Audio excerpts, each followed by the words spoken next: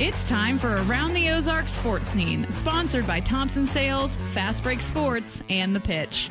Here's your host, Scott Puryear.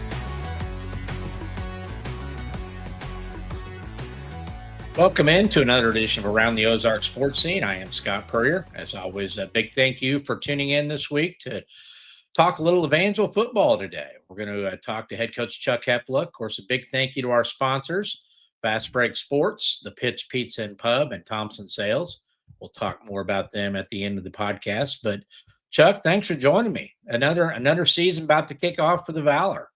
Another season. I think this is my 10th season as the head coach, 11th season here, and 34 or 35 years of doing it. So just still love it and looking forward to the year. Is it as exciting in year 10 as it was in year 1 as the head coach? Yeah, I think, the excitement's always there. I think, just the checklist of things, I have a little better checklist now than what I did maybe that first year.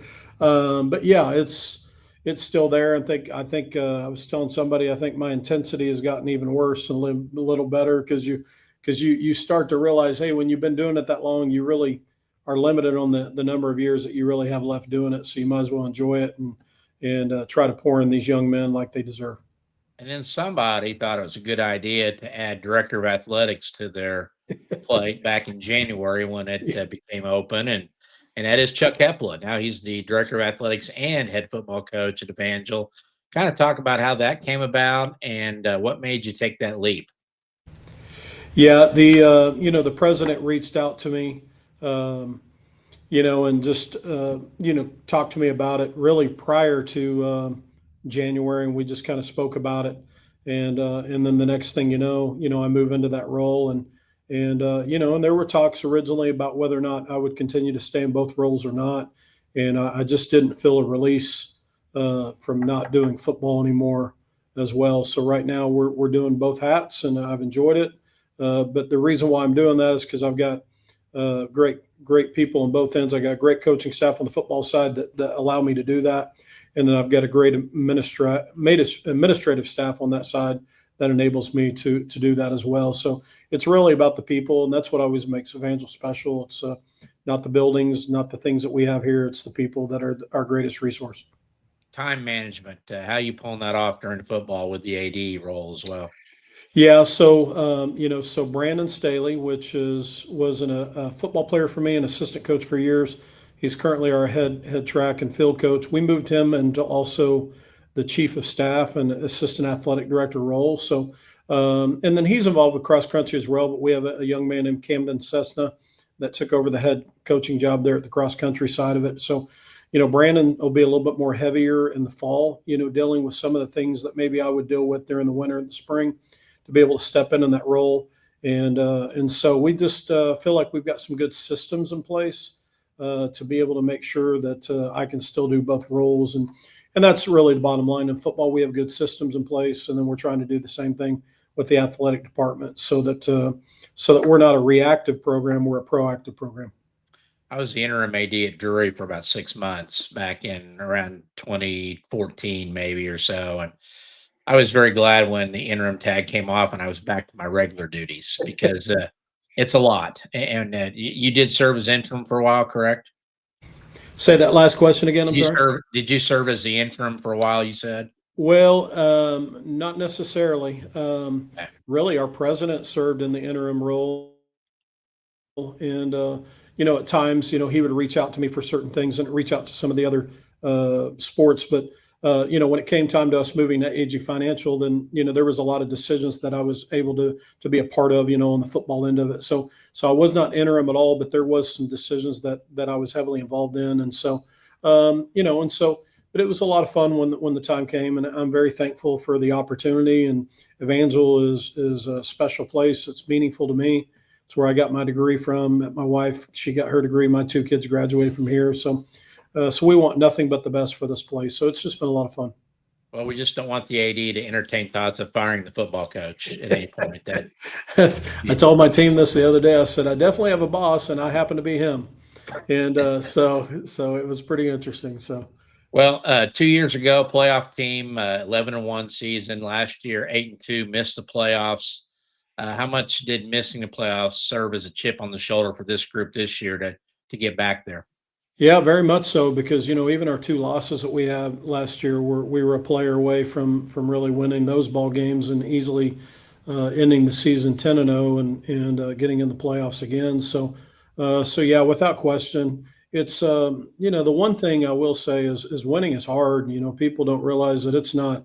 You don't just go out there and people roll over for you, and especially with our logo and really what Evangel stands for. People know that we all know that we're going to get their best game. And so, but 8-2, we don't want to be 8-2. I mean, we want to continue to win championships and be in the conversations for the national level. So that's what we want. Preseason favorites in the Kessinger division of the KCAC. Is this year 3 for the new conference for you guys? Yeah, this is year 3 in the conference. So Yeah. Absolutely. So Well, yeah, it's been interesting. and you learned a couple years ago with the undefeated regular season that you guys in this league are going to fight a battle for respect, in the NAIA national circles when it comes to polls and playoff seedings and things like that. Does that make you guys play with even a little bit more of a chip when you go out there and know that maybe you're playing for style points as well whenever you go out every weekend? You would think on the surface it would, but our main goal is just get out there and just play every snap at a high level, and and just play, man, as hard as we can, and with great fundamentals, and then whatever happens in the end is really what should be. And so, it's there's always a chip on our shoulder. If you want to know the truth, it's one of those things that we feel like that we do a good job of getting them fundamentally sound, but our really main goal is to try to perfect the game, and we'll never ever reach that level. That's impossible. But man, that's our goal. We talk about perfection as our goal, but excellence will be tolerated, and that's a phrase that we use in our program a lot. So really, that where that chip comes from is really just honoring the game and just trying to be the best version of yourself. And if you will do that, great things happen for your teams generally when you do that. Had 6 players on the all KCAC preseason team. That includes senior running back Eric Williams II. He was your first 1,000-yard rusher last year. Yep. In several years. 6'1", 232 pounds. I would give him the ball a lot. 100%. That's good coaching. Yeah. So, I mean, we talk about this a lot, that it's not about plays, it's about players. And so, having a guy like Eric Williams and some of the playmakers that we have out there offensively, you've got to design the offense so that you get the ball to those guys. And he was 1,200 yards. Really, we have 3 all-conference running backs returning. Wow. Eric was first team. Cam Harris, who's a local player from Parkview, he had over 500 yards rushing. So if you actually take those 2 guys and add them up, if Eric got all those carries, he could have easily been over 2,000 yards. And then Kyle Cummings, a young man from Texas, was really an all-purpose, all-conference player for us, because he's kind of in that little H-back, fullback type role, for us, and then heavy on special teams. And so those 3 guys return, and they're excellent playmakers. So, man, just turn around and hand the ball off to those guys. It makes a big difference for you on offense. Yeah, Harris is listed at 6 foot and 220, so he's not some small child either. No. Do they? If you look up defensive guys, they don't enjoy that, do they? The defensive guys. They don't. They don't. Drills. It's I mean, man, after a while, you don't want to tackle guys like that. And then Kyle, if you look at Kyle Cummings, he's a nice sized young man too. And so those top 3 running backs are big backs that can move. They can catch the ball out of the backfield. They can protect. They can block. They're what we call complete backs. That can do all the things that we want somebody to do in the offense. Talk about your quarterback position. What's it look like coming into the fall? Reed Potts is returning, and Reed has played a lot of snaps for us. and did a really nice job until he got injured last year. So didn't go through spring, but he is back here in the fall and performing well for us. Matt Allen is also a returner. Matt actually came in for R.J. Wakely in our playoff game a couple of years ago when R.J. got hurt, and so Matt's actually played in the playoffs and played in the regular season. Harrison Hackbarth is also a young man that is returning that actually got some snaps during the season last year.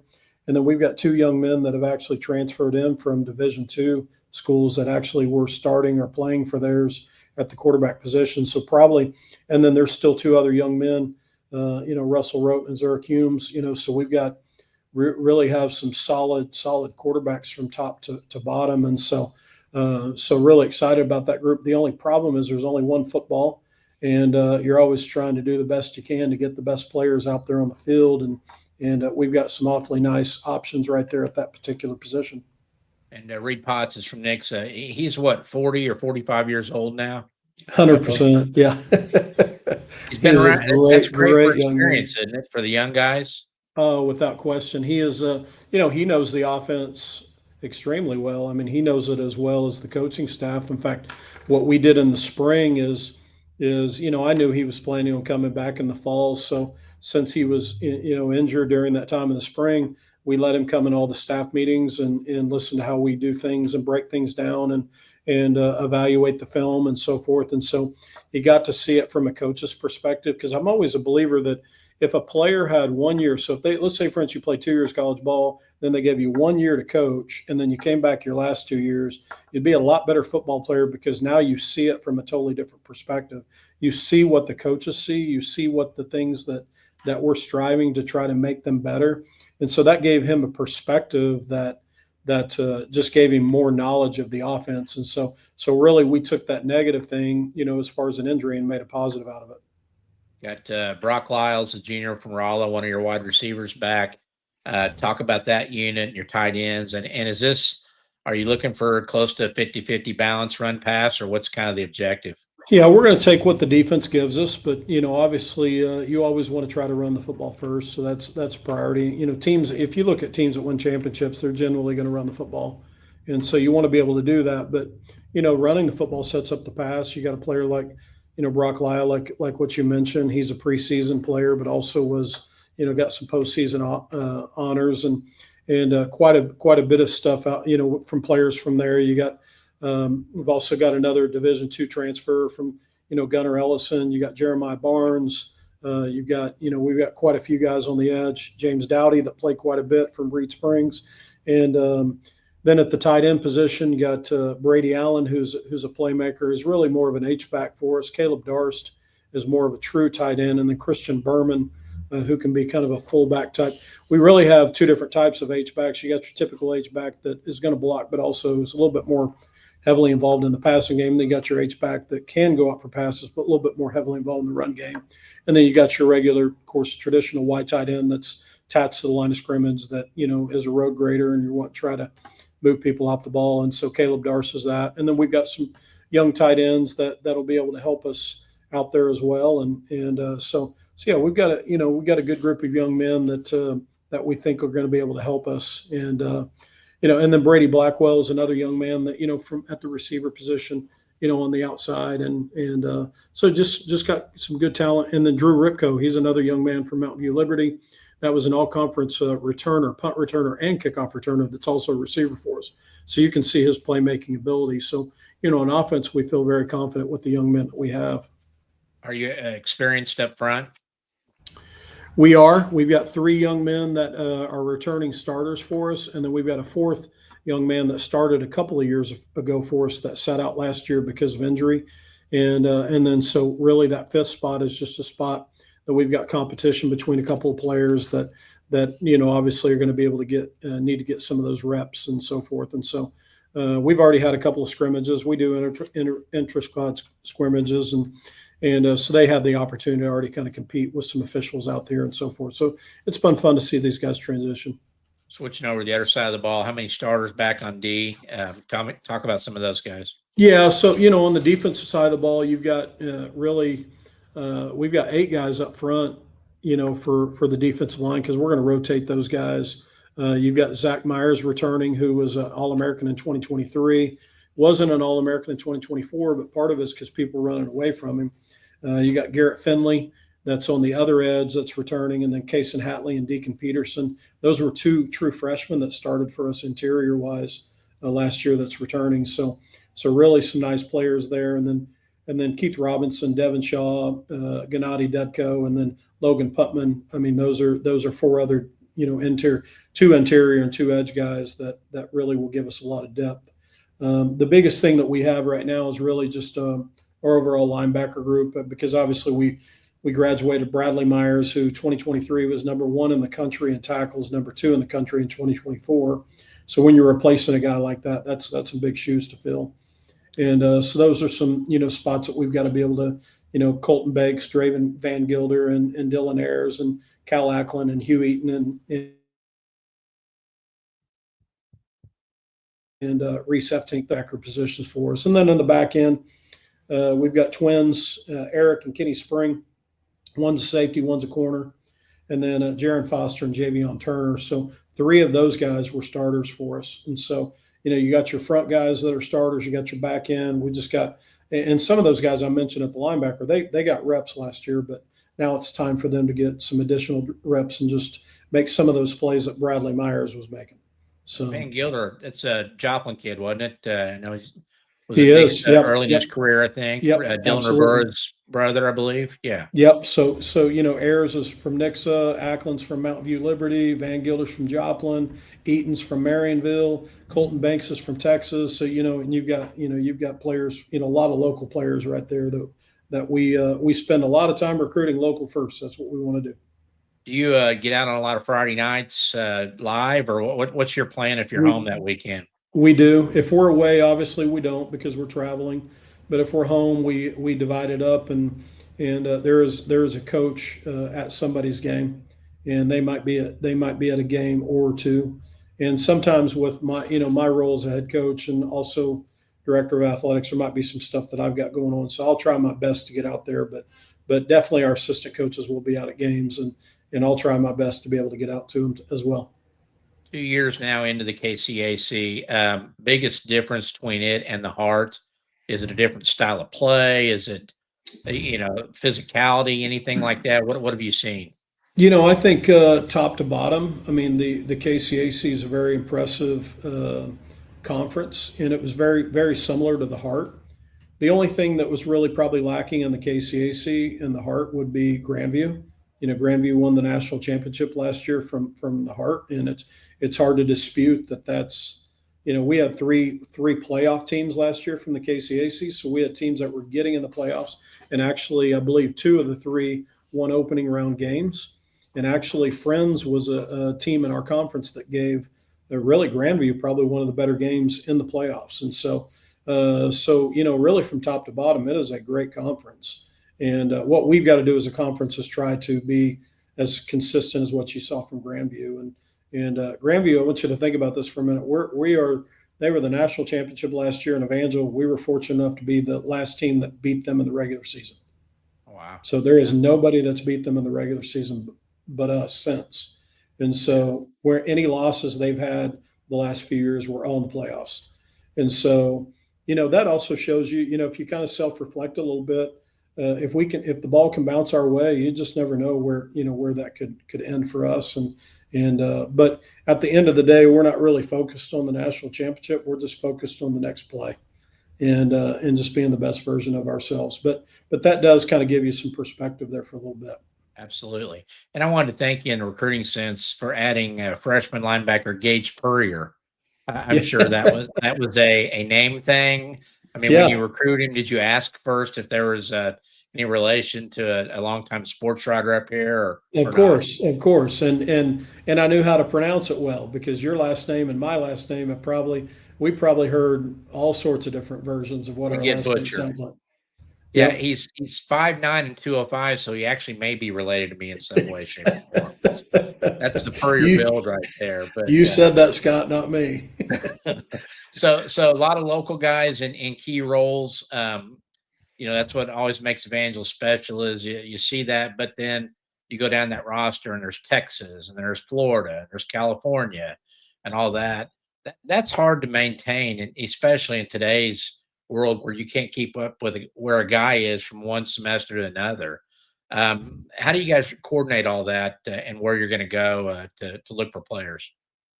Yeah, so where we physically go, we go to where we can get to in a tank of gas. And so we basically, in the state of Missouri here, we're going to start off with the local schools. Each coach has some local schools that they go to, including myself. I've got predominantly the schools that are here in the city and in some of the surrounding areas. And then we'll get to Columbia, we'll get to St. Louis, we'll get to Kansas City. And then we also have coaches. I sent 3 coaches to Dallas. We've got a coach in Louisiana. We've got a coach in Oklahoma City, and we got a coach in Tulsa. And so, we hit all of these places where there's some really good, in Arkansas. I'm sorry, I've got a coach that goes into Arkansas as well. So, we get to places that really have great high school football, great coaches. We can get there in a tank of gas, because the philosophy is if we can get there in a tank of gas, so can their parents. And so then that's one reason why we've been in the top 10 in the nation in average and total attendance, because their parents can get here. And you mentioned Florida and Hawaii. Yes, we've got a few, but that's hard for their parents to get here every week. And, that costs a lot of money and so forth. And so that recruiting philosophy that I have, I learned at the University of Tulsa. I worked for a gentleman by the name of Steve Cragthorpe, who, our first year there, Tulsa had lost a lot of games. And our first year there, we were able to turn it around and go to the Humanitarian Bowl and play Georgia Tech. And his philosophy at Tulsa was, we are going to recruit players we can get to in a tank of gas. And I always thought, it's pretty intelligent. And then when I became a head coach, I'm like, well, I saw it work there, and I'm going to do it here because at the end of the day, the players are going to play a lot more and harder for you when they know that they're going to have the support of the community, but also their family can come and support them. And there's just something to be said about that. And so that's really our recruiting model in a nutshell. And then we just divide up who goes from there. And then we build relationships with these coaches. They trust us. We're very honest and forthright in our conversations with players. And we make sure that we don't talk before we speak. We make sure that what we say is 100% accurate. And it's also, sometimes what that young man wants to hear, because he needs to hear the truth, but sometimes he doesn't want to hear it too. And we're just pretty much upfront how we do things here. And if you don't want that, there's another university for you. Well, that's what I was going to say. You guys have to go to another level of scrutiny, take a deeper dive into what kind of kid you're getting too, because of the Evangel code of ethics and expectations, or else the AD at Evangel is going to have a problem along with the head coach. But is that something you start early in the process? You identify a kid that's talented enough, and then you find out about the kid, or how do you guys approach that? Yeah, so that's part of the ultimate puzzle, and that's also why building relationship with these local coaches matters too, because those coaches know us. They know the type of players that have been sent to our university. They've seen them be successful. And so they just go, okay, this young man fits the mold. And, it's not just Evangel. I mean, I've worked at 5 different universities, and every university there was a different fit. I mean, prior to coming to Evangel, I worked in South Louisiana. So I worked in Cajun country. Well, there's a different fit there too. And you've got to know what you're about to experience when you go there. And so what it is, I guess this is the best way I describe it, Scott. And let me just, I'll give you the short version. I'm a music lover. I love music. I can't sing. I can't dance. I got 0 skills. I said, but when I listen to a song on the radio and I go hear them in concert, it better sound the same. Because I'm like, what did I just pay for? I got cheated. What are they doing behind the scenes on the computer to make them sound that way? Well, we think recruiting is the same way. When we describe what we do at Evangel and they get here, the music better sound the same, because if it doesn't, they're going to turn and leave. And so we are just upfront how we do things. That's why we don't have a lot of guys leave. As an overall university this year, our retention level was 84% as an overall university. So that means the young men and women that came to Evangel, 84% of them decided to come back. And if you look at retention level, that's huge. And so when it comes to our football program, that's very similar as well. So we spend a lot of time on culture and letting them understand what's the way we do things and why we do it. I remember about 90% of your football players find their wife at Evangel too. Isn't that the number or something like that? I don't know what the percentage is, but yeah, I mean, I met my wife here, so Yeah, it my works. my son's married. He played for me, and he met his wife here. So in the Hepola house, it's 100%. There you go. You and I share a passion for OU football. I mean, you're an Yep. Oklahoma guy, and you have been at different stops. When you look at what's going on right now at that Power 5, Power 4, Power 5, I can't even keep track anymore, level with the transfer portal and NIL and these guys getting $1 million contracts. As a football coach, A, what are your thoughts on that? And B, is there any trickle down that helps an NAIA school? Some guys maybe that fall through the cracks and in the portal. Talk about that situation. Well, a couple of things come to my mind. First of all, the transfer portal has opened the door for us at our level to be able to get a higher level player to come in. And the reason why is because the colleges are all recruiting the transfer portal right now. Yeah. They're not really recruiting the high school level. And so what they do is they do that first. And so that leaves some high school players for us that might have went to a higher level. The other thing that comes to my mind is I saw a statistic recently that showed over 60% of the players that make it to the NFL finished at the school they started with. Wow. So what that tells you is if you want to be successful, find that place that you want to go to, stay there, learn that sometimes life is going to be hard. And if something's hard in the program and you don't like it, don't take your lunch pail and go home, or go someplace else. You've got to learn to persevere. Part of the collegiate experience is to be able to grow. You don't come here to this level to be stagnant. You come here to grow and persevere. And part of perseverance is you deal with some difficult things. And unfortunately, they're throwing money at guys that and I know there's a market. People are going to say, well, it's the market and all that kind of stuff. But really, at the end of the day, what are we really teaching them? And, hopefully we're teaching them that it's life is going to be tough and you can't climb a mountain that's smooth. And so, unfortunately, if it's done right in a system, so like I'll look at a school like Clemson. I mean, Clemson, to me, if you look at them, man, they have basically the same roster. So whatever they're doing, I think a lot of schools probably ought to look at that and follow that model because they're experiencing the NIL and somehow that's working for them. And so there are schools out there that seem to be able to be doing it right. But man, from a culture perspective, if you're replacing, over half your team every year, how do you get guys to play for each other? How do you generate unity? How do you generate a player wanting to run through the wall for somebody and their teammates? And I think that's one reason why we've been successful at Evangel is because they want to play for the person to the left and the right and behind them. They don't not just playing for themselves. I know this is the new rule now with JUCO that they can go there and apparently none of that counts toward NCAA eligibility. If I read that correctly, and tell me if I'm wrong. Is that something that because NAIA is not an NCAA level, the same thing, or do you know about that? Yeah, I was aware of that. The last time we talked about it at the NAIA level is, I believe some of that's not 100% confirmed how they're going about that quite yet.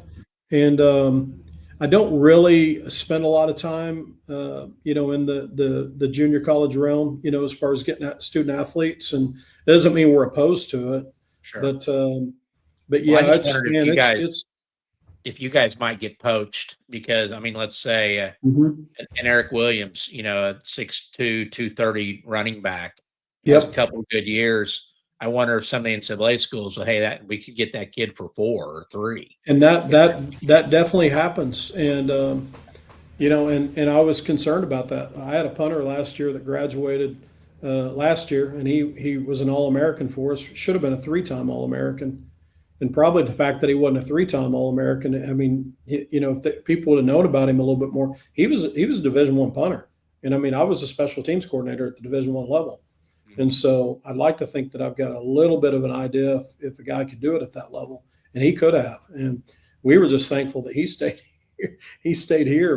But yeah, that happens way more than you realize. And honestly, by rule, they can actually contact our guys and talk to them. Yeah, And because they're it's not NCAA, right? yep, and Yeah. it's it's actually kind of a sad state that we're in.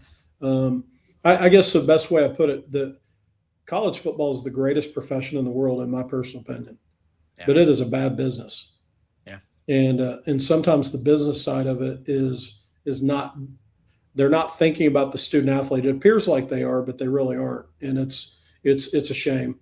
And I mean, those are just my opinions, but that's also 34, 35 years of doing it and of being able to experience all levels. And because prior to NIL, I can tell you this, they were well taken care of. They had a full scholarship. They had plenty of gear. A lot of times they would be able to even get a full suit. When it come time to, they had the best food that they can get. They had the best medical attention. I'm just telling you, they were already taken, very well taken care of. And so I'm not trying to make light of a guy not being able to earn some of those things, but man, I mean, they were already in pretty good shape. So I was used to tell people, man, I might get on the roster so I can get some really good medical attention. So it's they're in great shape. It's two old guys yelling at clouds right now because I'm right there with you on the thoughts there. It really, honestly, has kind of soured me on the big time college football level a little bit because, I think an OU fan said on a message board, it said it best when he said, "Just tell me who we have on August 30th, and that's the team I'll root for." Because with all the comings and goings and everything, you just don't really know anymore, who's going to be on your roster. But and you can't put the toothpaste back in the tube, so that this is the world we're in right now, and I guess we just have to deal with it. And you're talking about Oklahoma. I mean, I reflect on, when I was a kid, I grew up in Tulsa, so I can remember being in the front yard playing football, having the radio up on the window, and we're listening to Oklahoma play Nebraska, during Thanksgiving, and and I remember thinking, J.C. Watts, Thomas Lott, Elvis Peacock, Billy Sims, David Overstreet, Tony Casillas, I mean, all those names, man. I mean, those were my heroes, man. Yeah. And now with NIL, like a guy might be there a year and he leaves, and then it's like, sometimes you affect somebody, somebody's hero when they're a kid. And I'm not saying that, but man, those were guys I looked up to. I remember, I mean, Thomas Lott. I mean, that was years ago. I played when I was at Nichols. We played University of Tulsa. Well, Thomas Lott's son was on the team. And so he played for Tulsa. And I remember thinking, man, that's pretty awesome, man. I mean, here I'm a coach, and I'm like, that was a hero of mine. And now his son, we're competing against his son. And did just you wear cool a bandana? moments. Yeah, 100%. 100%. And I can remember playing football when I was younger, and we would get the towels, that everybody would have the towels out, just trying to look like those guys. And sometimes the state of college football is not allowing some of those things that you and I experienced as kids. Sure. So it's a shame. You guys have a bye week this season for your annual baptism? Yep, we do. We will during our bye week we will baptize players and that have accepted Jesus as their personal Savior, and so that's a big deal of what we've done here the last few years because we want to pour into these guys. But yeah, the very first part of the season will cross over. After those crossover games are over, there's a bye week. And then we'll play our conference play. So, but during that week, that's a special week for us as well. So man, every week here at Evangel for here on out is all bottled up. Well, you open Saturday evening, August 30th at St. Mary up in Leavenworth, Kansas. Back home the next week for your home opener against Sterling back at Nixa High School at Eagle Stadium. Still a great relationship with Nixa and sharing that field. Yeah, it's been awesome. I mean, you've been out there, I mean, it's a very, very nice facility, and we're very appreciative of our relationship with them. Nothing personal, but I hope one of these days we'll be playing right directly behind me on our field. We got a turf field out there with some lights. We just don't have the infrastructure with a press box and stadium seating for that. And once we've got that, it's just going to be completely awesome. And so But in the time being, Nick's is a pretty good place to play.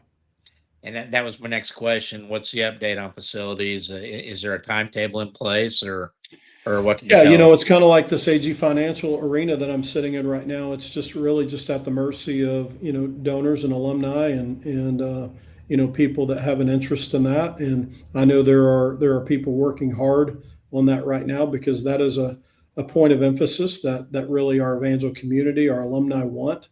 They want a stadium here on campus for us, and it's so we have a good starting point right here with a foundation, and we're not going to have to turn anything around. We just need to be able to create some stadium seating, probably some new turf and press box, and we'll be good to go. University as a whole on the rise with enrollment. How are the numbers? Yep, 100%. Our enrollment. I think this is the fifth year in a row that we've had increase in numbers. We've got increase in student athletes, increase in numbers. Goodness, there's a lot of construction site to the west of AG Financial. Here is some new parking. We got 260 parking spots that are coming in. To the southeast of me right here, we've got a new flood hall that is actually being built as we speak. That will open up next year. And man, our dorm capacity right now is 94%. So again, the numbers are up. People are staying in the dorm. We got people wanting to come. It's a great university to be a part of, and I'm thankful to be a part of it. Man, it's changed my life on a personal level, and it's changed my life on a professional level, and it's just been a great place to be. Pretty good time to be a Valor, and I am very proud that I have not said the other former mascot name the entire interview. I'm past that now, apparently. What about you? Yeah. Well, I mean, it gets brought up quite a bit because there's alumni too that were Crusaders when they were here, and obviously when I graduated from here, the Crusader as well. So so it's part of our history, and it's a big part of our history, and man, we're Valor, and we're thankful to be we're thankful to be who we are. There's still people that call it SMS here in town too. So That's no, exactly right. no crime with that. Chuck, always a pleasure to visit with you. Best of luck to you, and hopefully we'll talk to you a little postseason football here in a couple months. Okay. All right, thanks, Scott. Always a pleasure. You betcha. Chuck Hepola, the head coach of the Evangel Valor, does a great job over there, and really a great choice for that athletic director role because a guy that gets it in terms of the total picture for athletes and students and the whole scene there. So we appreciate Chuck and his time. Big thank you to our sponsors, Fast Break Sports. They're located at 3109 South Campbell. They're your home for all things sports cards and collectibles, sports memorabilia.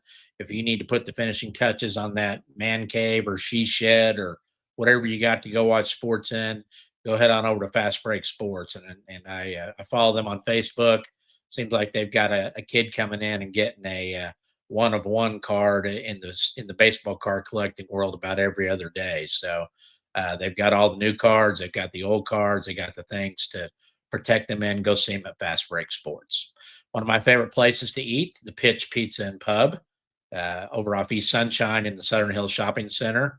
Brian Bevel and his crew just put out great pizzas, calzones, tremendous appetizers. Love their smoked wings, frosty beverages. So for lunch or dinner on a weekend, if you want to go watch some sports, TV's all around. The Pitch is the place to go check that out. So go give them a look and have a great meal.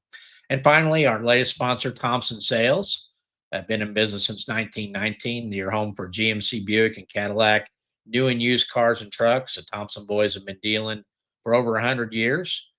Great service center there as well. So go see Thompson's for all your automobile needs. That's going to do it for this week's edition. We will see you next week on Around the Ozarks Sports Scene.